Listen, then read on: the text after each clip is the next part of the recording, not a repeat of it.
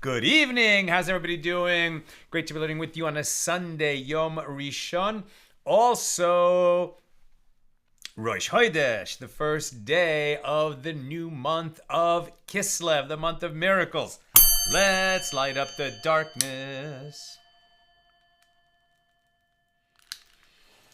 Who's in the house on a Sunday, first day of Kislev? Melissa in Great Neck, Sharon in New Jersey, Bill in Missouri, Steven in New Hampshire, Joe in the Inland Empire, Lucy in Minnesota, Bella in Florida, Shendor in the Bronx, Yosef in Englewood, New Jersey, Guy in Ohio, Nancy, North Carolina, Michael in Indiana, Karen in Northern California, Ella in Southern California, Marjorie in Georgia, Aoife in Florida, Ilanit in Silver Spring, Maryland. Welcome, everybody. Going to keep it moving.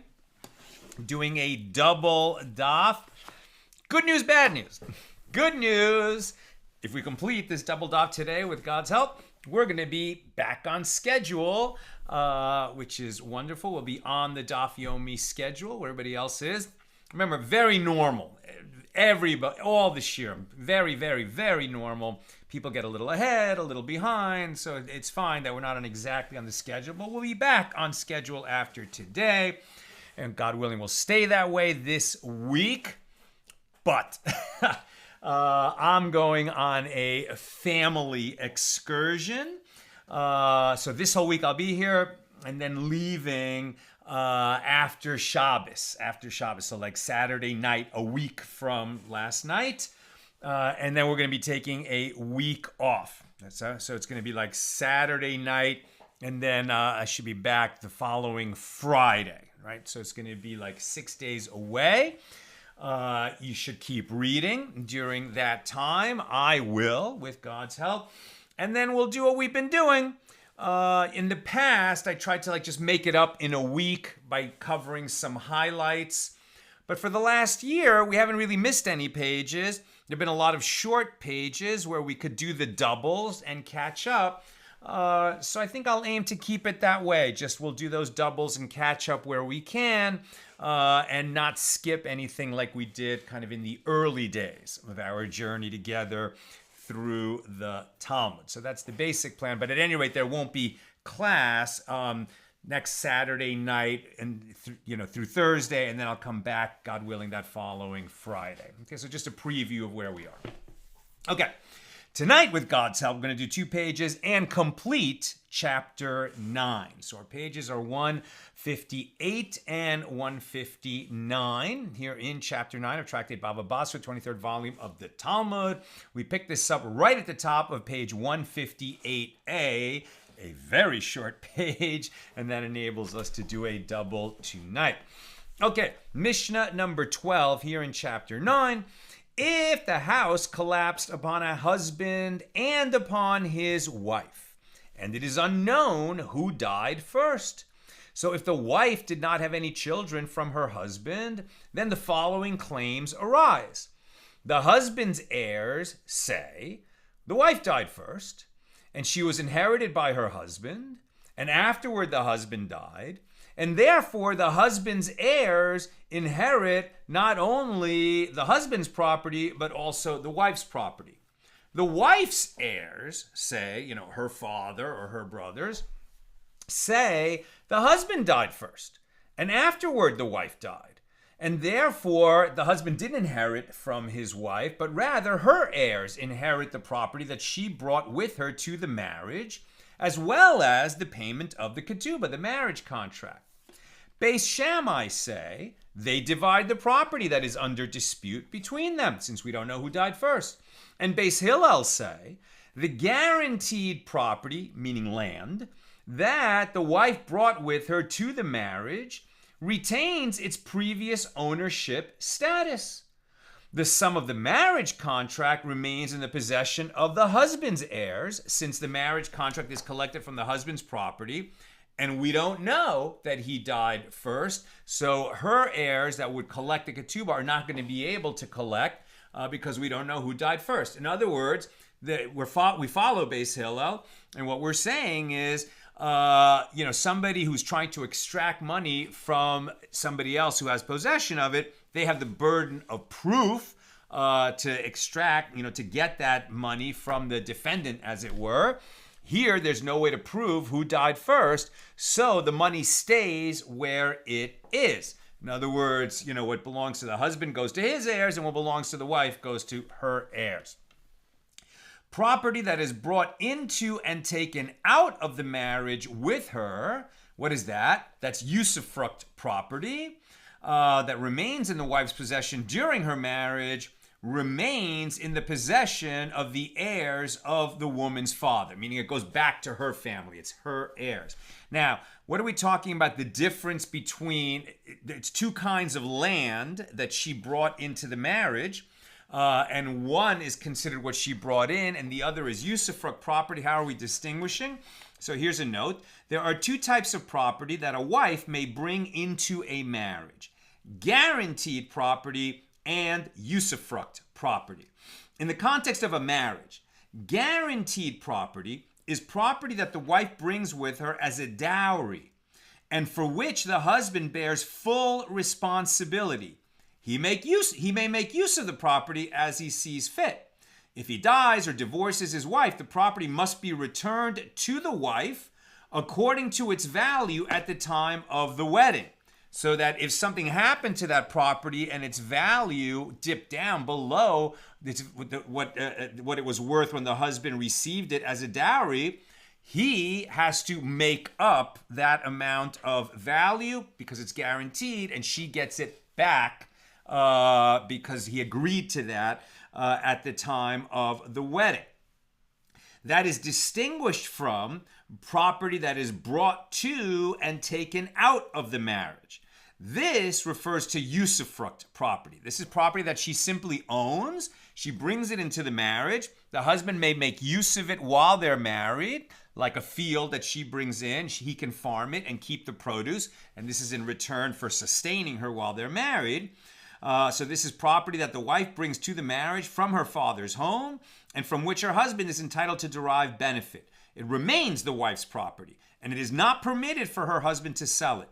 Although he is required to take care of this property, he is not responsible if it decreases in value.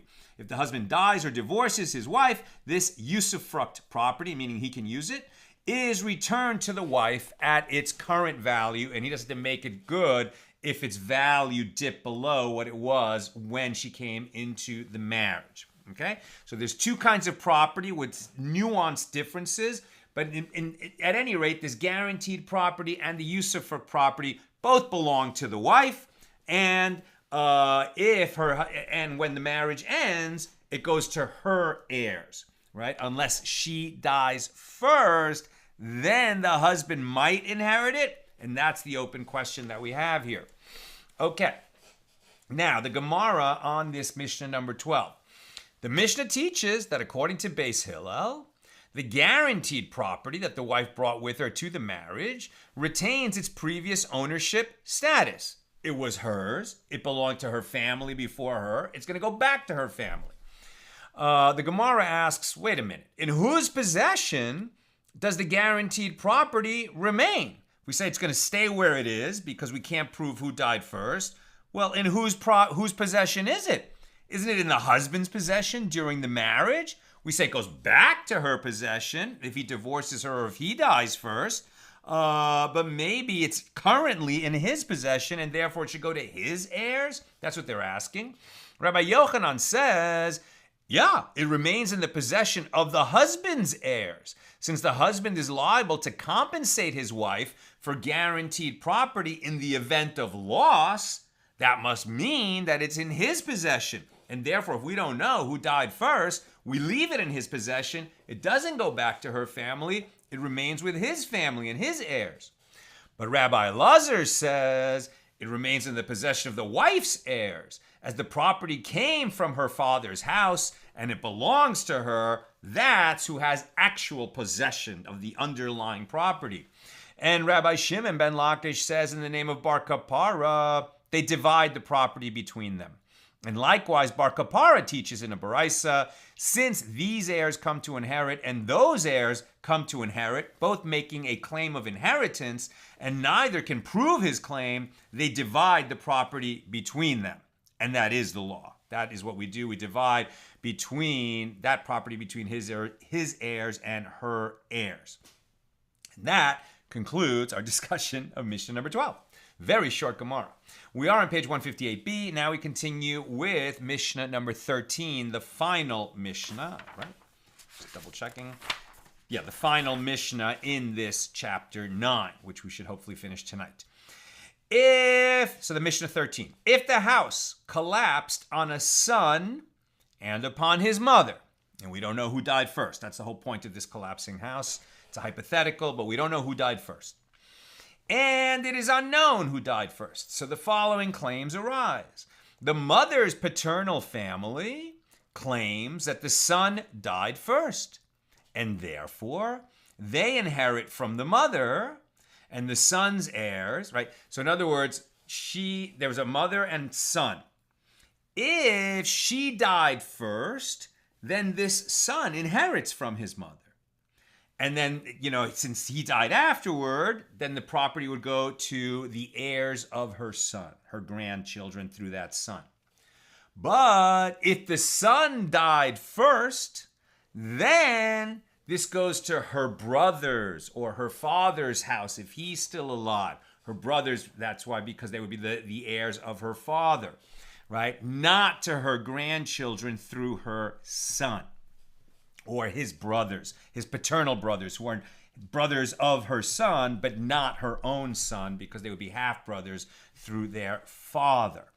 Okay, so that's the claim here. Since we don't know who died first, does it go to the heirs of her son, or does it go to her heirs through her father's family?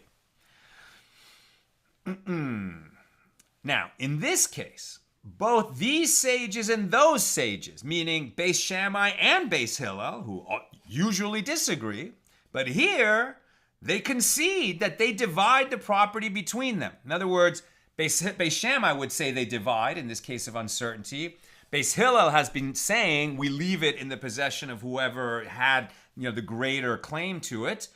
But in this case, Beis Hillel concede to Beis Shammai that we divide it between her heirs and her son's heirs.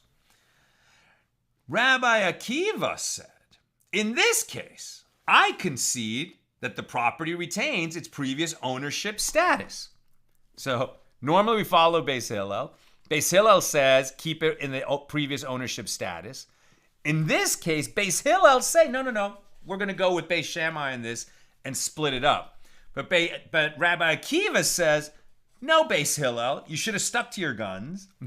I'm sorry. I'm saying. Exactly. Rabbi Akiva comes to say, Beis Hillel, you should have stuck to your guns, not concede to Beis Shammai, because in this case also, you're right. The property remains where its previous ownership status was. That's what Rabbi Akiva says. Even though Beis Hillel say, here we concede to Beis Shammai, and seemingly all the sages agree, except for Rabbi Akiva. Ben Azai says to Rabbi Akiva, we are already troubled by those cases where Beis Shammai and Beis Hillel are in disagreement. And now you come to bring upon us a disagreement with regard to the case where they agree? What are you doing, Rabbi Akiva? Why are you causing trouble? Well, as is so often the case, Rabbi Akiva is right. And in the end, we follow Rabbi Akiva. When he says, Beis Hillel, you should have stuck to your guns, we leave it where the status is. And now we're going to explain why. That was the Mishnah. Now the Gemara. The Mishna states that according to Rabbi Akiva, the property retains its previous ownership status. So the Gemara asks, in whose possession does the property remain? And Rabbi Ella says it remains in the possession of the mother's heirs, right? She had some property she brought into the marriage. It's not clear whether she died first or her son died first. So therefore, anything that would belong to her and that she was going to leave this marriage with it, right? Presumably the father is no longer, he's died somewhere else at some other time. That's why he's not inheriting, why we're not talking about him. But she brought in some property. Or maybe there is a husband. At any rate, she brought property into the marriage and she's going to take it out with her. So according to Rabbi Illa, it belongs to her father's family. And since we don't know if this son died before her or after her, we leave it with her family. Okay. Rabbi Zera, when he was still in Babylonia, right? So remember, there's two communities of sages. This would be in that area around, the year 200 to 300 of the Common Era, maybe even a little later, between 200 and 400. And Rabbi Zeir, and so there's two communities of sages, one in Eretz Yisrael, where it's very difficult for them, because although they have the more authentic tradition stretching all the way back, the sages all the way back to Moses, nevertheless, they're dealing with the Roman persecution that's making it very difficult for them to learn and teach Torah. And then we have the larger Jewish community and the more free Jewish community in Bavel, which is Babylonia, which is now part of the Persian Empire, and they are free to learn and teach Torah. And that's why we are studying the Babylonian Talmud, meaning the community of sages that had the freedom to complete the Talmud in Babylonia, whereas the Yerushalmi, the Jerusalem Talmud that was compiled in the land of Israel, was never completed because of that Roman persecution. Okay, so Rabbi Zera, when he was still in Bavel, said it remains in the possession of the son's heirs, sort of like the previous Mishnah, that what she brought into the marriage. Okay, so while she's in the marriage, it belongs to the father, and through the father down to the son, and therefore it's in the possession of the son's heirs.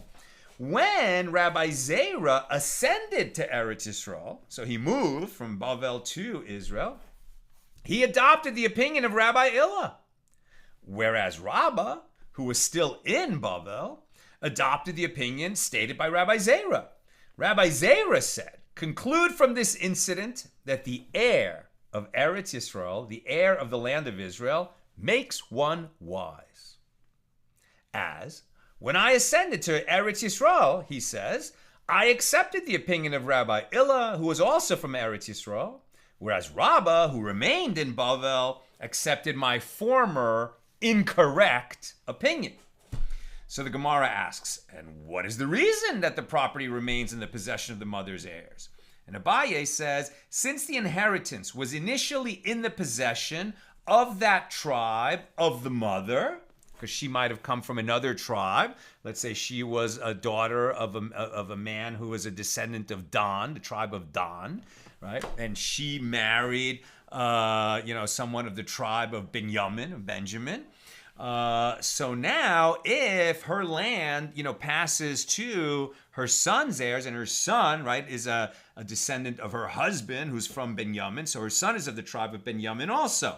So we would prefer, actually, that land remain with its tribe, and that's why, if it's possible, we want land that she brought into the marriage to return to her father's tribe. Right? So since the inheritance was initially in the possession of that tribe of the mother, it is not removed from their possession in order to transfer to the son's heirs who are from a different tribe, unless we know for sure that it passed. And since we don't know whether the mother died first or the son died first in that house, we leave it in the possession of the tribe that had it, meaning the mother's tribe, her father's tribe. The Mishnah teaches that Ben Azai said to Rabbi Akiva, we are already troubled by those cases where Beis Shammai and Beis Hillel are in disagreement.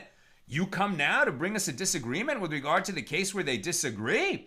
And Rabbi Shammai said, that is to say that Ben Azai was a disciple colleague of Rabbi Akiva, both his student and his colleague, since he said to him, do you come in the second person, rather than using the more formal third person where you would say, does the rabbi come to say, does the master come to say? When you're speaking to someone directly, face to face, but he is your superior, your master, your teacher, you don't say you. You say, does the master believe? Does the rabbi believe? How is the rabbi feeling today? How is the master feeling today? That third person, and we still do it today, to a rav that you hold in great esteem, to a rabbi you hold in great esteem. You speak to him, but instead of using the word you describe him in the third person, and that's a mark of great respect. Now, the sages sent a ruling from Eretz Yisrael, with regard to a son who borrowed money based on the security of his father's property during his father's lifetime. It's going to take a little while for this complicated case to become relevant to what we've been talking about whether the son's heirs inherit or the mother's heirs inherit when the mother and son died at about the same time, and we don't know who died first. So now let's see, what is this other ruling and how is it relevant? So let's go slow. With regard to a son who borrowed money, he borrowed money, based on the security of his father's property. So it's like he said, lend me some money, and if I don't pay you back, you can seize this field that belongs to my father. Already that's weird. Maybe the father acted as a guarantor and put up his field so the son could borrow money. But you can't put up property that doesn't belong to you, can you? But that's what it says. With regard to a son who borrowed money based on the security of his father's property during his father's lifetime, and whose father subsequently died. So he put up this field as a guarantee for a loan that belonged to his father, and then his father died. So he inherited the field. His son, meaning this guy who borrowed the money, repossesses the property from the buyers. Well, I thought he borrowed money, and now he has to give up this land in case he doesn't pay it back. What are we talking about that the son repossesses property from buyers? Where was there a buyer? The son borrowed money. Who's talking about a buyer? What's going on? Says the Gemara, and this is the most difficult halacha to understand with regard to monetary law. This is the toughest law to understand with regard to monetary law. So the Gemara seeks to understand what's going on. If the son borrowed, we got that. What does he repossess? His creditor might repossess from him, but repossess is something we do from a sale, not taking collateral. That's not repossession unless you're lending people, you're selling something on credit, expecting to be paid. They never pay you, and then you repossess that which you sold without getting full payment at the time of the sale. That would be repossess. But this kid borrowed. What are we talking about? He repossesses. He needs to repay a debt, not collect a payment. Moreover, what is the relevance of buyers in this matter? He borrowed money and he put up a field that belonged to his father's collateral. Who's the buyer in all of this? So rather, if this matter was stated, it is in this manner that it was stated. With regard to a son who sold some of his father's property during his father's lifetime. What? How can he sell property that belongs to his father? It's not his to sell. And then the son died.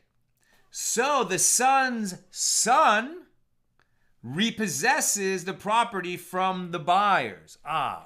So Reuven is the son. Let's say, and Shimon is his father, and Levi is Reuven's son, right? So Reuven is the son, Shimon is the father, and Levi is Reuven's son, and therefore he is Shimon's grandson. And so what happened? While Shimon was still alive, the grandfather was still alive, Reuven, right, the father, sold some of his own father's property that he stood to inherit.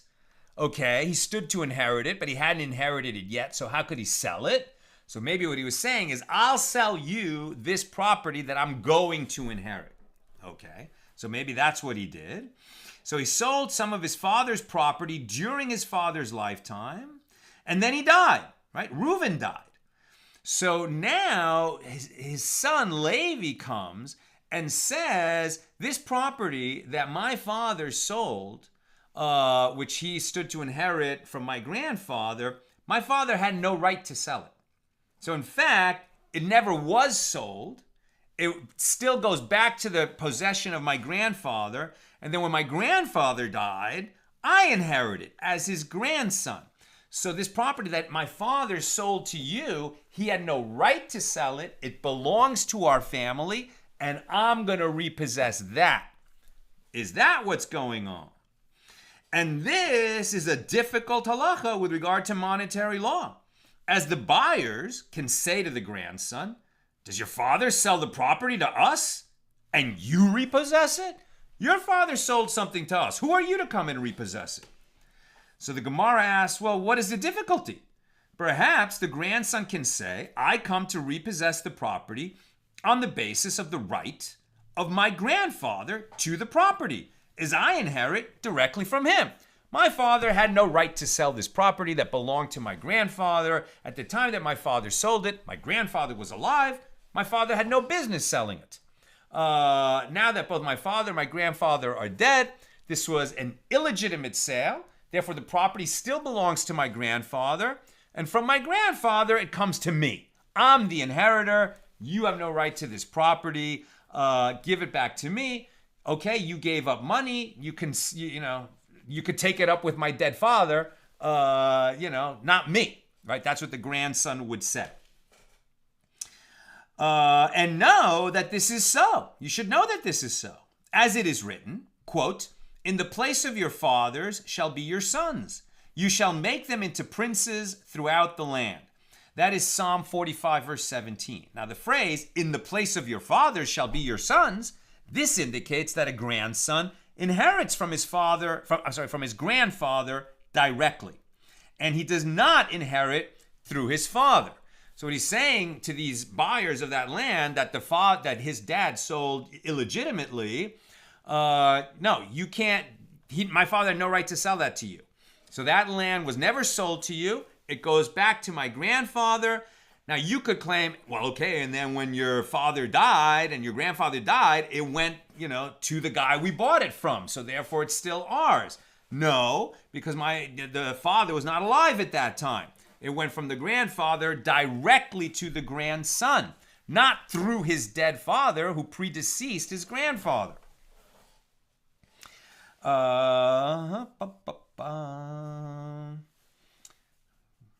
Right? And the phrase in place of your father shall be your sons indicates that the grandson inherits from his grandfather directly, and he does not inherit through his father.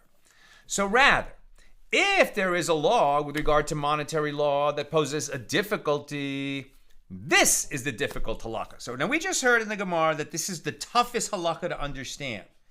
So we thought it was about this father who borrows and then repossesses, and it didn't make sense. Then we tried this father who sold land belonging to the grandfather while the grandfather was still alive, and now the grandson comes to collect it. But actually, that's not so difficult to understand. We understand the issues. The Gemara understands the issues even if we don't. So now the Gemara is going to suggest a different law that's the most difficult to understand. With regard to a firstborn son, okay, firstborn is entitled to a double portion when he and his brothers inherit. With regard to a firstborn son who sold during his father's lifetime the portion of the firstborn that he was set to inherit, and he died in his father's lifetime, so he sold his inheritance, but he hadn't inherited it yet. He died while his father was still alive. Now the grandson can repossess the portion of the firstborn from the buyers. And this is a difficult law with regard to monetary law, as his father sells the property and he repossesses it. So again, the grandson is repossessing land or property that the father sold. And if you would say, well, here too, the grandson says, I come to repossess the property on the basis of the right of my father's father to the property, because the father never had a right to sell something he had not yet inherited. And so the grandson now comes in the name of his grandfather, who has also died in the meantime, to repossess it. So if he comes to repossess the property on the basis of his father's father, what is but if that's the argument, then why are we talking about the portion of the firstborn? What does that have to do with the grandson? And the Gemara rejects this. So what is the difficulty? Perhaps the grandson can say, I come to repossess the property on the basis of the right of my father's father, my grandfather, to the property. And yet I receive the portion of the firstborn because I stand in my father's stead. There's a bunch of grandchildren. The grandchildren of the firstborn, they get a larger portion than other grandchildren do. So what's the difficulty? Says the Gemara, rather, if there is a law with regard to monetary law that poses a great difficulty, this is the difficult law. One new testimony supporting another. Somebody had information that if he testified in court, it would help the case of this other person. And this one who knew the testimony, he wrote it down in a document. And then he became a robber. He became a criminal. Okay, so as a criminal, a known criminal, he can't testify in court. His testimony is not accepted because he's a criminal. We don't trust his word for anything. But he wrote down his testimony before he became a criminal. So we don't accept this guy to come into court and testify about anything. But what about what he wrote down before he became a criminal? Why shouldn't we accept that? Well, the problem is, how are we going to know that that's his word, that he wrote it? Are we going to ask him? He's going to come in and say, yes, I wrote that down. I wrote that before I became a robber. But he's a robber now. So we don't accept his testimony even to say, that's my signature, that's my document, I wrote it years ago, because we don't believe anything he says. So what are we going to do? Now, in this case, this guy, this witness, potential witness who became a robber, he may not testify as to the legitimacy of his own handwriting. But others may testify that it is his handwriting in the document. So if we can establish that he wrote that before he became a robber, and that that is his handwriting, that is his document, and we can establish that by the testimony of other qualified witnesses who are not robbers, okay, then we can accept the testimony. The difficulty is that now that his testimony is not deemed credible, although he knows of the matter with certainty, is it logical that others are deemed credible and his signature is ratified according to their testimony? And this is a difficult law with regard to monetary law, right? This is difficult. So we're going to say that we wouldn't accept his testimony, but we're going to accept other people to say that that is his signature and that is his word that he wrote before he became a robber, even though he himself would not be permitted in court. Why is that so difficult? The Gemara rejects this. What is so difficult about that? Perhaps this law is referring to a case where the signature was already presumed by the court to be his handwriting before he became disqualified as a robber, and the witnesses testify merely that the document had already been ratified, had already been accepted by the court before he became a robber.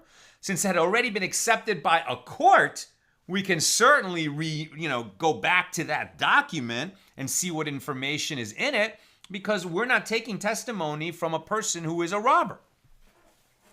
So, rather, if there is a law with regard to monetary law that poses a difficulty, this is the difficult halacha. One person, new testimony supporting another concerning that other person's ownership of a plot of land. And this witness, this potential witness, his testimony was written in a document before the land came into the possession of the witness as an inheritance, which caused the witness to become an interested party in the case. Now, when something like this happens, the witness may not ratify his handwriting because now he's an interested party in the case, right? When he first wrote down the information, he was not an interested party, so he would have been qualified to act as a witness. But later, he became an interested party, so now he's disqualified. So are we going to accept his written document that was written at a time when he wasn't an interested party? Or are we going to not accept it because at this time, when the litigation is happening, he is an interested party? Well, others can ratify his handwriting. So let them ratify it, and he's not doing anything after the time he becomes an interested party. But the Gemara rejects this.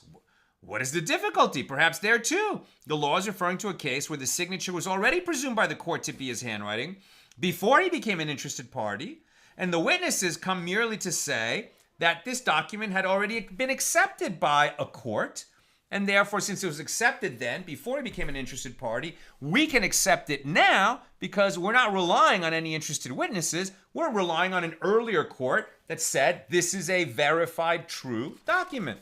So what's the difficulty?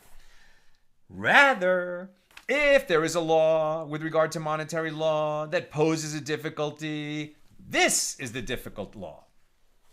A person knew testimony with regard to another, and his testimony was written in a document before he became the person's son-in-law, right? The one who has the information wrote it down when he was not related to the litigant.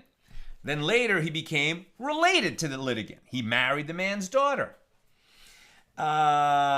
In this case, the son-in-law may not testify as to his own handwriting because he's now related to a litigant in an action. But others may testify that it is his handwriting. And the problem is it logical that his own testimony is not deemed credible, yet others are deemed credible and may ratify his signature?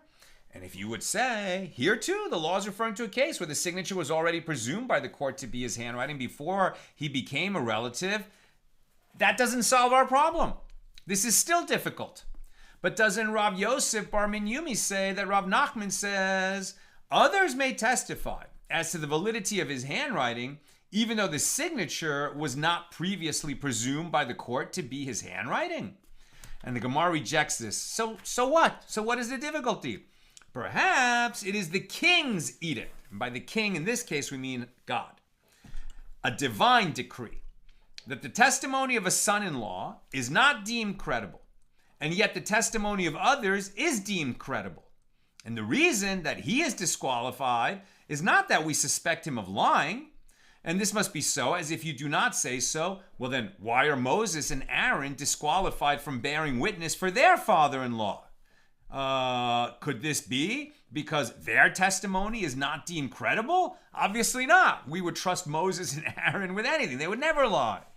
Rather, it is the king's edict, it is God's edict, that even Moses and Aaron shall not bear witness for their relatives. Right? It's written in the Torah that you cannot be a witness for or against your close relatives. So here too, it is the king's edict that a son-in-law shall not testify as to the validity of his handwriting for his father-in-law. So what's so complicated? So rather, this very difficult law that we're trying to establish, what is this law that we've heard is so difficult, is actually, as we said initially, with regard to the law, that if a son sold some of his father's property and then he died, then the son's son repossesses that property from the buyers. And with regard to the verse that posed a difficulty for you, in the place of your fathers shall be your sons, meaning that a grandson inherits directly from his grandfather, still there's no difficulty. That verse is written as a blessing. The verse does not indicate the halachic status of a grandson's inheritance, and the reason that he can repossess the property is our difficulty.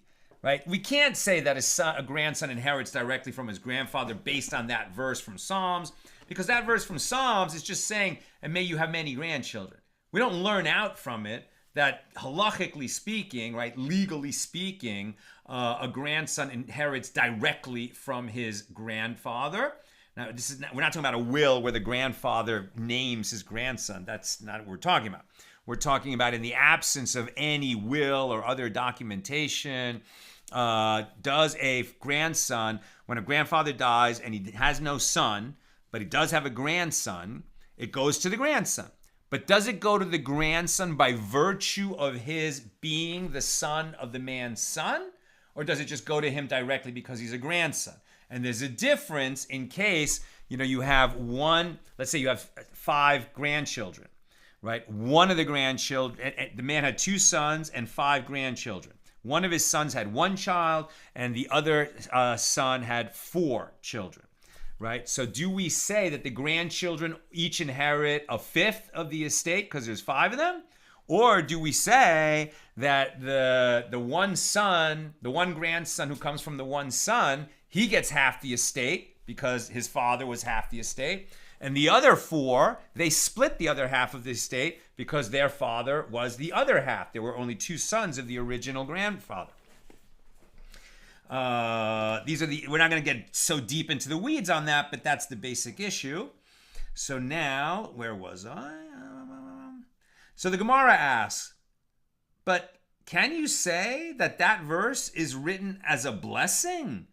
Okay, it's a blessing, but yet with regard to the halacha, it says nothing? Are you saying we can't learn anything legally speaking from that verse in Psalms? Now we're on page 159b. But isn't it taught in a Mishna on page 157a that a house collapsed on a son and on his father? We learned this last night. Or upon a certain person and upon those from whom he stands to inherit. And it is unknown who died first.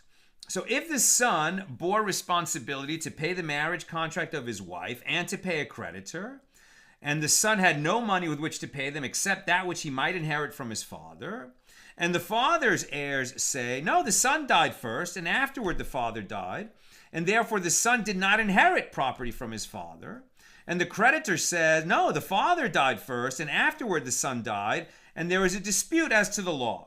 So in that case, they say the son therefore inherited his father's property, and his creditor has a lien upon the property, enabling him to collect payment from the property even after the son's death. Those are the 2 competing claims, right? If the father died first, the son inherited, and now the creditors of the son can get at that money that was originally the father's estate, then passed to the son, and now can go to pay the wife's ketubah and any loans that the son had outstanding.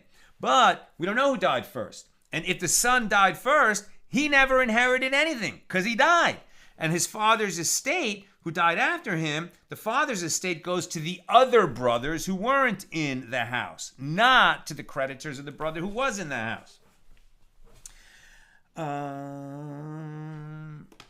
Now, what? Is it not correct to explain that the father's heirs who are the father's heirs? They are the sons of the son. And the term, those from whom he stands to inherit, is referring to the deceased's son's brothers, the other sons of this father who died in the house.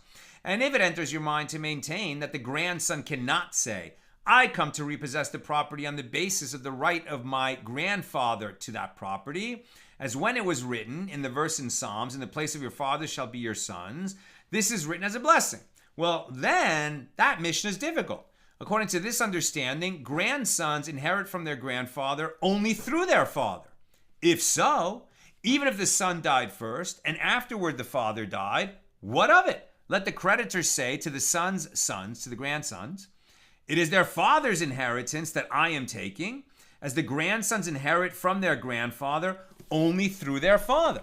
In other words, if the grandsons don't inherit directly from the father, from the grandfather, but rather only through the generation in between, from their father, right, who is the son of their grandfather, well then, what difference does it make which one died first? Either way, it's going to all end up with the grandsons, and the grandsons are going to have to pay debts that their father owed, right? Meaning inside the house, their father was the son, and their grandfather was the father mentioned in that house.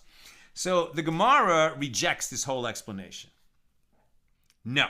The father's heirs are the deceased son's brothers, right? The other brothers who were not in the house, who certainly do inherit from their father directly. And the term, those from whom he stands to inherit, that was referring to the deceased son, the one who died in the house with his father, his father's brothers, his uncles. Therefore, one cannot derive from the Mishnah that a grandson inherits from his grandfather directly. Whether or not that's true, we can't learn it out from the Mishnah that we learned last night. The sages raised a dilemma before Rav Sheshas. What is the law with regard to a son inheriting from his mother while he is in the grave in order to bequeath that inheritance to his paternal brothers? Now, we assumed that if the son died first, that any property that he would have inherited from his mother, had she died before him, now that he died first, he doesn't get it. Therefore, his sons don't get it. Rather, it goes back to her father's family. Why? Because her son cannot inherit her while he is in the grave. That's an assumption that we already made. Now we're testing that assumption. If a son dies and afterward his mother dies, does the deceased son inherit from his mother and subsequently bequest that inheritance to his paternal brothers, right, to his sons, or to his brothers, that are his paternal brothers, meaning that this boy who died, this man who died in a house, with his mother, and we don't know who died first, right, he had brothers that are not her sons. Why? Because he has paternal brothers, right? This woman is his father married his mother, but his father also married another woman, and he has brothers, by that other wife of his dad. So those brothers are not related to his mother that died in the house with him, but they are his heirs, right? So if he inherits from his mother, then those brothers stand to inherit from him when he dies. If he died first, and you can't inherit while you're in the grave, then those brothers are out of luck. But if that's not so, if you can inherit while you're in the grave, right? If he died first and then the mother died, but he can inherit even while he's in the grave, then what he would have got from the mother now goes to his paternal brothers. And what that means is, if this is real property, land, then the mother was from another tribe, right, then that tribe is losing that land, and it's going to end up with this young man's paternal brothers, right, meaning with a different tribe. That's what's problematic about all of this. So, is it true that this son cannot inherit from his mother if he dies first? He cannot inherit while he's in the grave. Is that true? Rav Shesha said to them, you learned it in a Baraisa. Consider the case of a father who was taken captive, and he died in captivity, and his son died in the province, i.e. at home. And consider the case of a son who was taken captive and died, and his father died in the province. In other words, there was a father and son who were separated, right? What one, is in captivity. We can imagine that all too well these days. So let's say the son was taken captive and the father was at home. Both of them died. But we don't know, the one in captivity, we don't know exactly when he died. So we don't know if the son who was in captivity died before his father who was at home. Or vice versa. The father was in captivity and the son was at home. They both died. But we don't know who died first because we don't have any good information about the one who was in captivity, what was the date on which he died. Again, this is all too easy to imagine given the events since October 7th. Okay, so then what? Since it is not known who died first, the father's heirs and the son's heirs divide the inheritance. So the Gemara asks, what are the circumstances of the case? If we say that the case is as the Baraisa teaches, well, then the Baraisa is difficult. Who are the father's heirs and who are the son's heirs? Aren't they the same individuals? Let's say the father died in captivity and we don't know if he died first. Well, assume for a second he did die first. So if he died first, okay, then what he owned goes to the son. And then if the son died, okay, then what he inherited from the father plus whatever he had himself goes to his sons. So doesn't whatever came from the father end up with the same grandsons?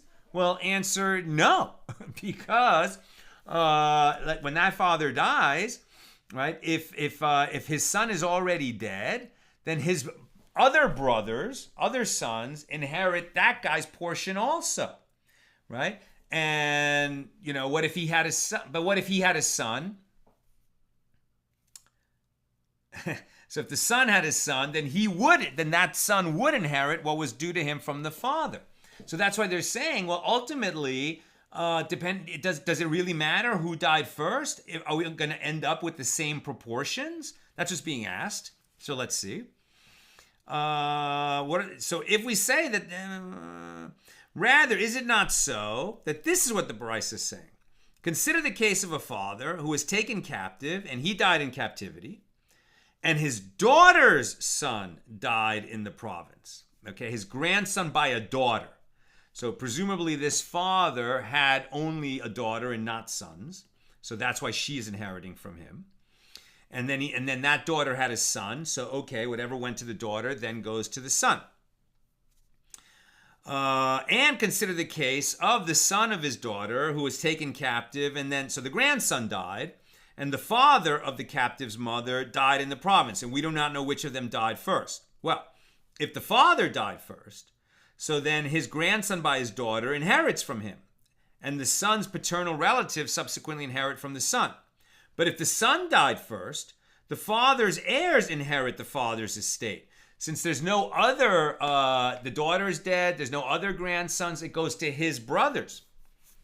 Since it is unknown which of them died first, the father's heirs and the son's heirs divide the inheritance. And if it is so that a son inherits from his mother while in the grave, although the son indeed died first, he should still inherit from his mother's father while in the grave and bequeath his inheritance to his paternal brothers. And the son's heirs should receive the entire inheritance. So rather, isn't it correct to conclude from that Baraisa that a son does not inherit from his mother while in the grave in order to bequeath that inheritance to his paternal brothers? And Rav Acha bar ben Yumi said to Abaye, we learn this law in the Mishna on page 158b as well. Now, why have we been talking this long digression? Now we're back to our Mishnah.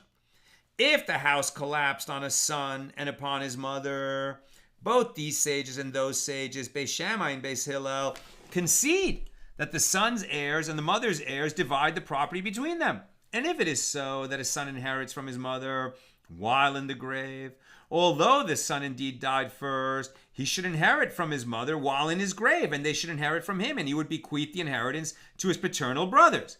Since we don't say that, isn't it correct to conclude from our Mishnah that a son does not inherit from his mother while in the grave in order to bequeath that inheritance to his paternal brothers? And the Gemara affirms, indeed, conclude from our Mishnah that this is so. A son does not inherit from his mother if he's already dead. And what is the reason that a son does not inherit from his mother while he is in the grave? Meaning if he died first, he doesn't inherit, and therefore his heirs don't get it. Rather, it goes back to the mother's family. Abaye says the term transfer, concerning the transfer of inheritance from one tribe to another, was stated with regard to the inheritance of a son in Numbers 36:7, and the term transfer was stated with regard to the inheritance of a husband in Numbers 36:9. So, just as in the case categorized as transfer that was stated with regard to the inheritance of a husband, the husband does not inherit from his wife if the husband predeceases her. Likewise, with regard to the inheritance of a son, the son does not inherit from his mother if he dies before she does, in order to bequeath the inheritance to his paternal brothers. Rather, if her son is not alive, when she dies, she has no other heirs, that property goes back to her father's family and her brothers from her father's family. New subject. And I'm almost done. Questions or comments, please get them in now. There was a certain person who said to another, I am selling you all of the property that I own of Bar Sisson. And there was one parcel of property that was called the tract of the house of Bar Sisson. And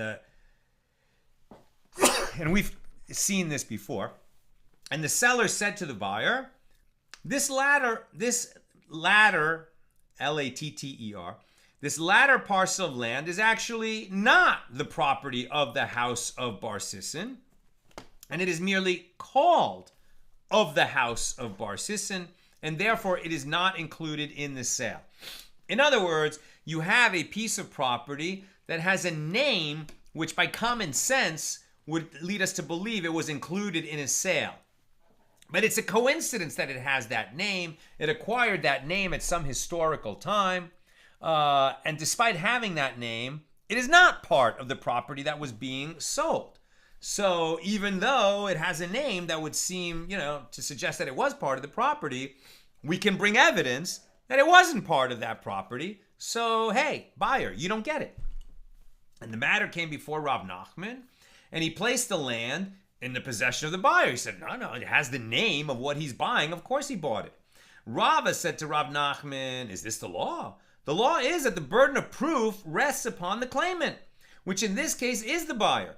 And the Gemara raised a contradiction between the statement of Rava, between this statement of Rava and another statement of Rava, and between this statement of Rav Nachman and another statement of Rav Nachman. Okay, so the bottom line here, what we're talking about is not this weird set of circumstances, but rather who has the burden of proof. So the Gemara explains the contradictions. There was a certain man who said to another, what do you want with this house of mine? In other words, why are you living in a house that I own? And he said to the claimant, the one living in the house, said, what are you talking about? I purchased it from you, and I worked and profited from it for the years necessary to establish the presumption of ownership. I bought it from you, I've been living in it, and I've been working the fields that are surrounding it for 3 years. And now you're going to come and say that I never bought it from you? Okay, I don't have a deed of sale to prove it, but I claim that I did buy it from you. And now that I've been living in it and working it for 3 years and you never objected, I now have the presumption of ownership. And if you want to dislodge me from this land, you have to prove that you didn't sell it to me. It's not that I have to prove that you sold it to me. You have to prove that you didn't sell it to me. Why? Because I've been living in it and working it for 3 years. Now I have the presumption of ownership. Well, the claimant, the one who says, what are you doing living in my house? He says to him, well, the reason that I didn't bring a claim for these last 3 years is that I was traveling. I was traveling among the settlements in a distant location, and I was unaware that you were residing in my house. And that's why I did not lodge a protest during those 3 years. The one who's residing in the house came before Rav Nachman for a judgment. And Rav Nachman said to him, go clarify your profiting. What does that mean? Prove that you really resided there for 3 years, and then the case can be judged. In other words, if you really reside in this house for 3 years and you can prove that, right? You have witnesses that saw you living in it for 3 years. Okay, then you'll have a presumption of ownership, and this one who's trying to kick you out of the house, he will have the burden of proof. Rava said to Rav Nachman, is this the correct judgment? The law is that the burden of proof rests upon the claimant, right? Somebody's just living in a house. This other guy comes along and says, get out of the house. So isn't he the one with the burden of proof? Why are you saying that the guy who's living in the house, he has to bring witnesses to show that he's been in it for 3 years? Therefore, the claimant should have to prove that the possessor did not reside in the house for these 3 years. So the first statement of Rava is difficult as it is contradicted by the second statement of Rava, and the first statement of Rav Nachman is difficult as it is contradicted by the second statement of Rav Nachman. In the first case, Rav Nachman ruled in the favor of the buyer, and Rava ruled in the favor of the seller, whereas in the second case, their rulings were reversed. So the Gemara answers, the apparent contradiction between the first statement of Rava and the second statement of Rava is not difficult. Here, with regard to the property of Bar Sisson, the one that had a weird name, which indicates it is part of a larger property when in fact it's not, the seller stands in possession of his property. And the buyer, he was selling it, but he still has it. And the buyer's coming to say, no, what I bought from you, there's another piece of it that you need to give to me, but the seller still has it. That's why the buyer has to prove that that piece of land was also included in the other piece, that in the larger piece that he was buying.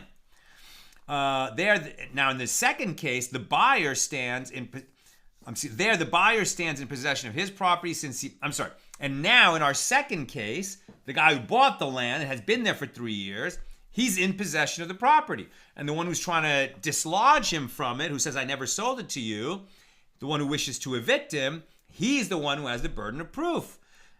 So there is no contradiction between the statements of Rava. And likewise, There's no contradiction between the statements of Rav Nachman and the first statement of Rav Nachman and the second statement of Rav Nachman. This is also not difficult because since the seller said to him, I'm hereby selling you all the property that I own of the house of Bar-Sisson, and this parcel of land is called of the house of Bar-Sisson, it is incumbent on him to reveal that it is not the house of Bar-Sisson. But here in the case where the claimant states that he had been in a distant location, it should not be considered as any case other than the one where the possessor is holding a document as evidence that he purchased a house. Wouldn't we then say to him, first ratify your document and only then be established as the owner of the property? In this case as well, since his presumptive ownership is in place of a document, he needs to clarify the matter, right? We're saying we'll give you we'll give you the benefit of the doubt that you bought this land, and that's why you were able to be in possession of it for 3 years. But you have to prove that you've been in possession of it for 3 years, because that possession for 3 years is what's going to stand in place of the deed, which you don't have, right? So if you were bringing a deed to show that you bought the property legally, so we would say, okay, show us your deed and bring the witnesses to prove that it's a valid deed, that it's not fake. Likewise, since your argument is you've been living there for 3 years, prove that you've been living there for 3 years. At that point, it's going to be a burden of proof on the claimant to say he didn't sell it to you, and he's going to have to prove that. He will have that burden of proof. But first, you have to prove to us that you've been living here for 3 years.